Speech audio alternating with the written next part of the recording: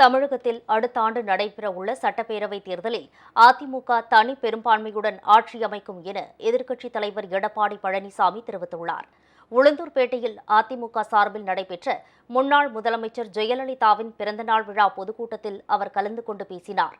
அப்போது அதிமுகவை அழிக்க நினைக்கும் ஸ்டாலினின் கனவு பலிக்காது என்றார். பொய்யான வாக்குறுதிகளை தந்து ஆட்சிக்கு வந்த திமுக பழைய ஓய்வூதிய திட்டம், மாணவர்களின் கல்விக்கடன் ரத்து, முதியோர் தொகை உயர்வு உள்ளிட்ட எந்தவொரு வாக்குறுதியையும் நிறைவேற்றவில்லை என பழனிசாமி குற்றம் சாட்டினார்.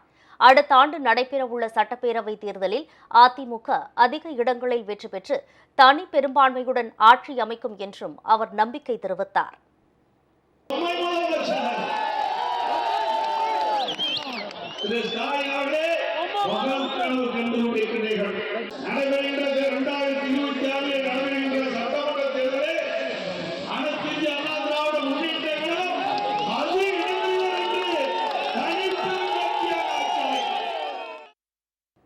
தமிழகத்தில் தேசிய ஜனநாயக கூட்டணி ஆட்சி அமைக்கும் என நடுவண் உள்துறை அமைச்சர் அமித்ஷா கூறியது தமிழக அரசியலில் விவாத பொருளாக மாறிய நிலையில் தனித்து ஆட்சி அமைக்கப் போவதாக எடப்பாடி பழனிசாமி பேசியிருப்பது குறிப்பிடத்தக்கது.